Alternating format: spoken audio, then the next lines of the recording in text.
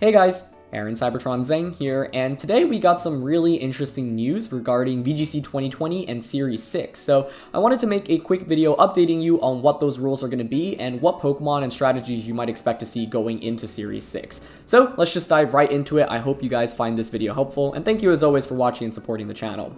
First of all, a quick reminder, Series 6 should be starting on September 1st. I don't think we actually have a scheduled end date for that, but if it follows the previous trend, then it's probably going to be 2 months, so from September 1st to the end of October. One thing that's really interesting is obviously the next DLC is going to be released in the fall. We don't know an exact date for that, but I'm thinking that Series 6 probably takes us all the way to the DLC. Maybe we'll have Series 7 in between, but that's just what I'm expecting personally. So that's part of the reason why, I think it made a lot of sense for them to introduce this rule set, because, the DLC is coming pretty soon, and you kind of want to spice things up before the DLC actually comes out. So as for the actual rule set, it's basically what we've been playing previously, but with one caveat. The top 10 Pokemon from Ranked Season 8, both singles and doubles combined, will not be allowed on either of the ladders. Overall, this creates a ban list of 16 Pokemon total. I'll go over those Pokemon in just a brief moment, but yeah, I'm not sure why they decided to have, one combined ban list for singles and doubles, so it makes it a little bit more expansive, but there were some Pokemon that I think would have been really, really strong in doubles if, the singles ban list didn't exclude them. Pokemon like, I think, Excadrill and Porygon 2 weren't in the top 10 for doubles, but were in the top 10 for singles. So, yeah, pretty interesting. Just makes a overall larger ban list. I think this is a pretty cool idea. It's not like we're drastically changing the competitive format for before like a major tournament, like the international championships or the world championships, right? So we have kind of this down period where the Players' Cup is about to end. We don't really have any major live events, obviously, nor do we have any sanctioned events coming up anytime soon. So I think it makes a little bit of sense to kind of just change up the format, keep people playing, and try out different Pokemon and strategies before we get the DLC. And it really keeps people interested, hopefully, in these last few months before the Crown Tundra DLC. I'd probably have some pretty different thoughts if, for example, this was announced like a month before the World Championships. I think that would be super, super crazy. But because there aren't really any live events, I think this actually makes a lot of sense. So I personally am pretty excited for it because, I think it'll make making content a lot more enjoyable in these next 2 months as well. Because, otherwise Series 5 would just have lasted for basically forever. So not what I was expecting, but super interesting. So here are the 16 Pokemon that are not going to be allowed on the singles or doubles ladders. I think most of these Pokemon are things you should be expecting to see. The first 10 were all, I believe, on the doubles ladder, and then the last 6 were actually Pokemon that were unique to the singles ladder, but some are pretty common in doubles, obviously, like Porygon 2 and Excadrill. So there are a couple of weird ones, obviously, like Magnezone and the Hippowdon and Gyarados aren't like super, super common in doubles, but once again, to create this ban list, they basically just combined the singles and the doubles ban lists and created one overall ban list. So I think this is pretty interesting, right? So many of these Pokemon were super, super dominant since the start of VGC 2020. Pokemon like Togekiss, Tyranitar, Dragapult, Whimsicott. And then once you had the DLC and the new hidden abilities, Rillaboom, Cinderace, and Incineroar got super, super common as well. So, this will drastically shake up what the metagame will look like. And I am really excited to see what it looks like basically once you exclude these 16 Pokemon. So some quick questions that you may have. Why introduce a ban list now? First of all, I think it keeps the metagame fresh, as I mentioned, and once again, there's really just no better time to experiment with the idea of a ban list because, once again, we just don't have any official events scheduled, and the Crown Tundra DLC is coming out in the fall. It's probably going to be coming out pretty soon, like I mentioned, right after Series 6 ends, so that's at least what I'm expecting. Yeah, once again, like if we had official tournaments right now, I think a ban list would definitely feel a little bit arbitrary, but just for the sake of keeping things interesting, I think this makes a lot of sense, and it doesn't really harm players who are trying to go to, real life events or compete in sanctioned tournaments because those just don't exist right now. As I mentioned earlier, the singles and the doubles ban lists are combined. If you were to ask me why, I don't really have a great reason for that. It's just a decision that they made. So overall, there's one ban list for both singles and doubles. That ban list stays consistent. It's 16 Pokemon banned from both the singles and the doubles competitive ladder. Some of you may be wondering if these Pokemon are going to be banned permanently or if like bans will stay in competitive VGC. I don't think personally that there's anything indicating that, and I wouldn't expect that to be the case either. Once again, I think this is just to kind of increase engagement and keep people playing before the DLC drops, because otherwise if we play just another 2 months of Series 5, some people might get bored and not be as interested. So I think it's a smart idea just to keep people engaged. One question that I saw being asked around on the internet is whether you're allowed to use both Indeedee forms, or like Indeedee male, because female is the one that's actually more common, but both forms are actually banned, so you can't use either, which makes Terrain Wars a lot more interesting, right? Because now Rillaboom and Indeedee are not included in that. So, some of you may be wondering what I actually expect to see in this brand new format. Let me walk you through some of my personal thoughts. First thing is different cores that I think are going to be popular in the early meta. So these are just a couple. Obviously, they're going to be a lot more, but I think Trick Room is still going to be really strong. Dusclops actually just missed the cutoff, and obviously Dusclops was like the most common Trick Room setter before Porygon 2 was introduced. So I think you guys are definitely going to see Dusclops return, and for good reason too, right? Not only is Porygon 2 not in the format anymore, but you also don't have Dragapult and Tyranitar. Those were two of the best answers to Dusclops, and even they struggled to get a one-hit KO on Dusclops with the max move. So you remove two of the biggest threats to Dusclops and remove Porygon 2, I think Dusclops is definitely going to be a very, very top-tier pick once again. And I think we might revert back to like early Series 1, Series 2, where you saw Dusclops combined with Pokemon like Conkeldurr and Rillaboom, and Rhyperior, excuse me, not Rillaboom. And one of the reasons for that is because, you know, Rhyperior saw a huge decrease in usage because of Pokemon like Rillaboom specifically becoming really common. Rhyperior still struggles a little bit because you've got like Primarina and Lapras in the metagame, but I do think it's probably going to see a resurgence. One Pokemon that I didn't include in this graphic that can potentially be seen is Dragalge, which I think is really interesting. Obviously, one of the newer Pokemon, really strong option next to Dusclops, so I would definitely expect like Trick Room Bulldoze modes to come back into the metagame. I think Hyper Offense is going to be really good.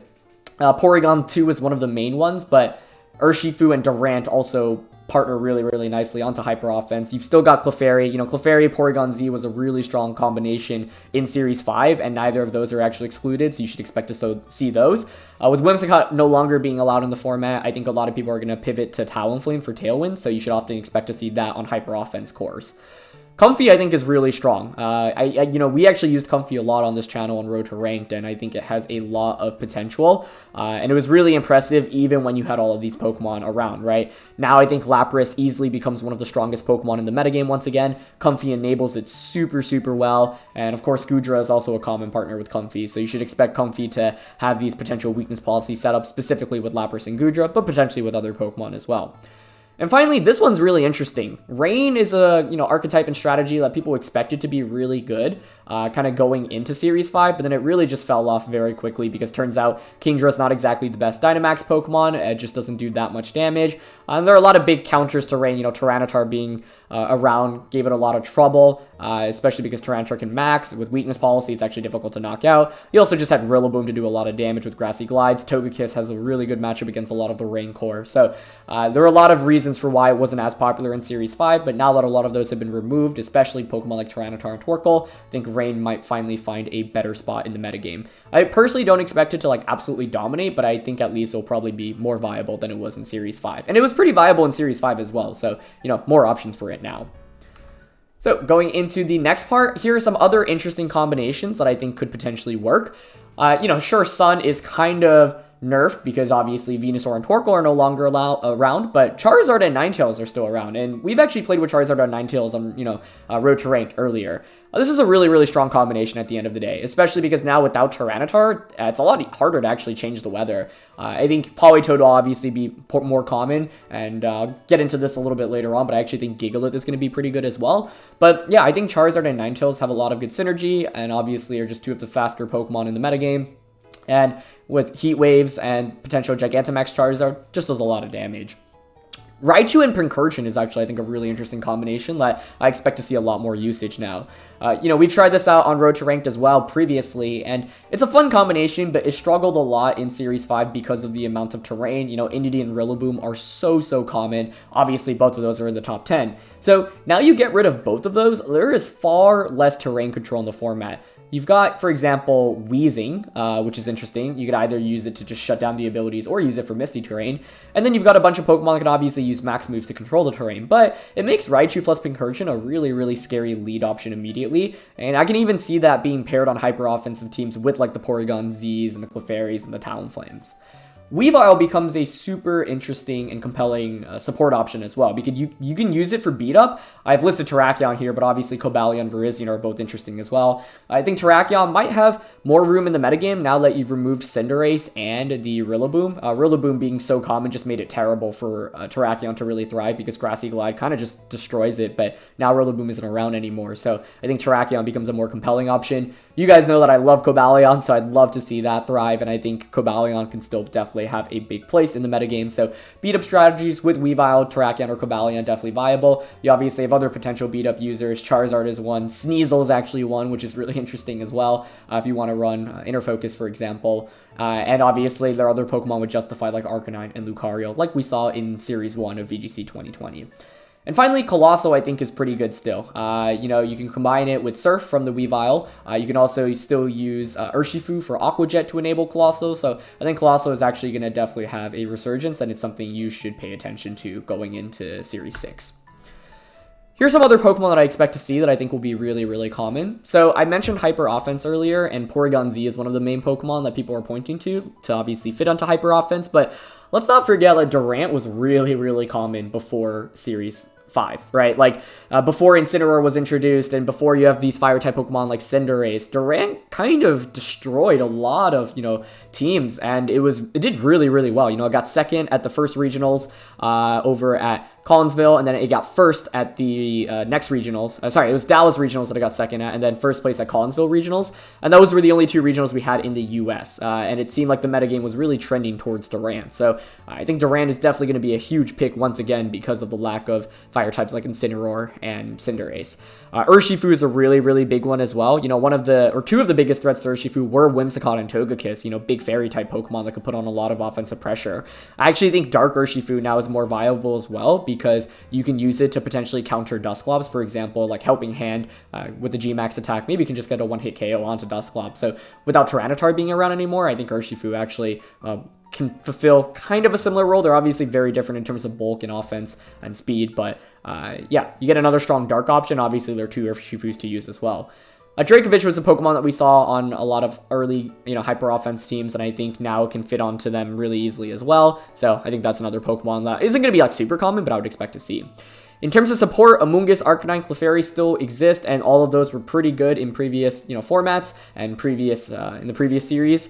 So Amoonguss, you know, goes without saying it's going to be really good. It's even tougher to counter now, I think, because Togekiss doesn't exist, nor does Cinderace, and those are two of the best Pokemon to get a, you know, one-shot it. So I think you're going to see Amoonguss and Clefairy run around a lot. Arcanine is definitely going to be common as support because now it's one of the best, if not the best, Intimidate user in the format, and you don't have Incineroar anymore. Obviously, players are already using Arcanine a lot in Series 5, so you should expect that to continue. And then finally, I think a bunch of types to call out are Water and Steel-type Pokemon. Water-type Pokemon were already really good previously. We saw Primarina, Lapras, and Rotom dominate the first couple of months in VGC 2020, but then Rillaboom came out and made it a lot tougher for these Pokemon to thrive. Now that Rillaboom is gone once again, I think you're going to see a resurgence in these Pokemon. Similarly, Steel-type Pokemon have actually been really good, even in Series 5. Corviknight and Ferrothorn specifically were Pokemon I actually saw a lot of usage recently, and that's in a metagame with Pokemon like Cinderace and Incineroar. Now that you remove these really, really strong Fire-type Pokemon, I think they have even more opportunity to thrive. Duraludon obviously was one of the most dominant Pokemon early on in the format, and then we kind of saw it fell off, but I think it could definitely be really, really good once again, because I think bulky Steels now are just even better than they were previously, and they were already really, really darn good.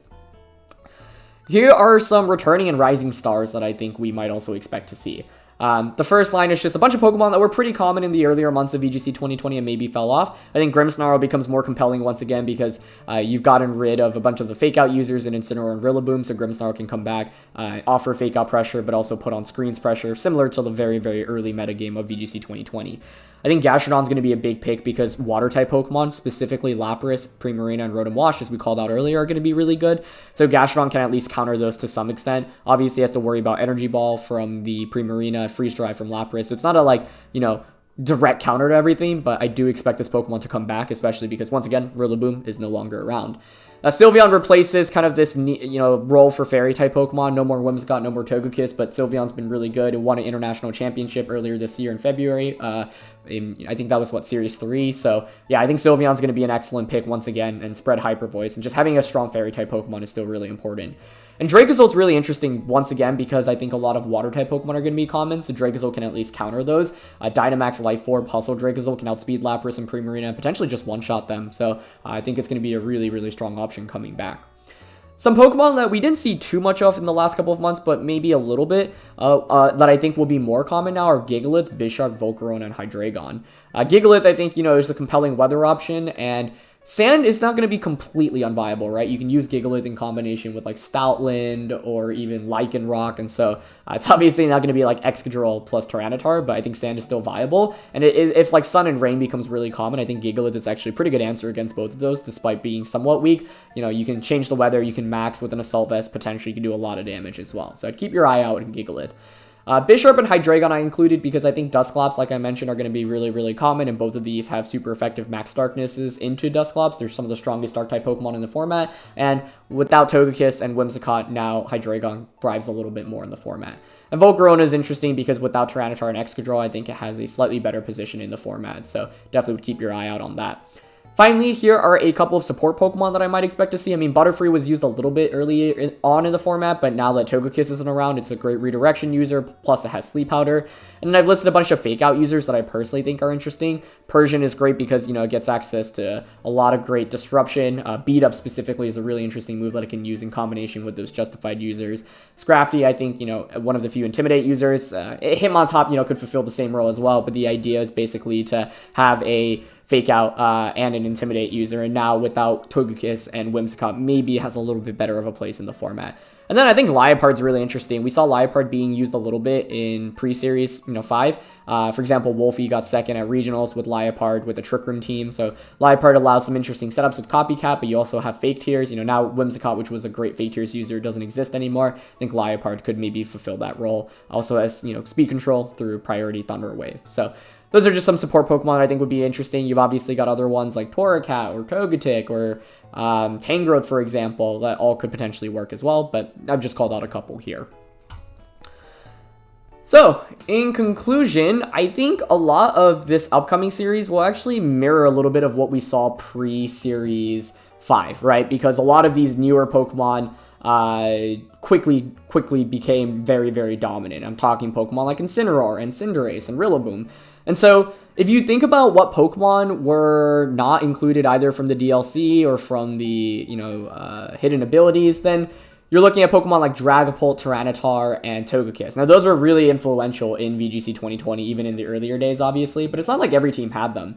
So I'd really expect some old cores and strategies from Series 1 through 3 to return. A good example was, for example, the team that Andrew Ding won the Collinsville Regionals with. 5 of those 6 Pokemon are actually still going to be allowed in this format, and those are Pokemon like Gothitelle, Durant, Arcanine, Milotic, Sylveon, so expect to resemble a little bit earlier of VGC 2020.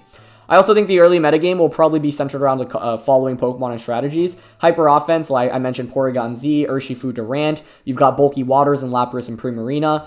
Bulky Steels like Corviknight, Duraludon, Ferrothorn. And then new alternate versions of Weather and Trick Room teams, whether it be Rain with Politoed Kingdra, Sun with Charizard and Ninetales, Sand with Gigalith and, either Lycanroc or the Stoutland. And even Hail becomes a little bit more interesting, especially if people realize, hey, Weather isn't that common anymore. I can actually get away with using Pokemon like Beartic and Ninetales. So Hail potentially has a little bit more potential as well.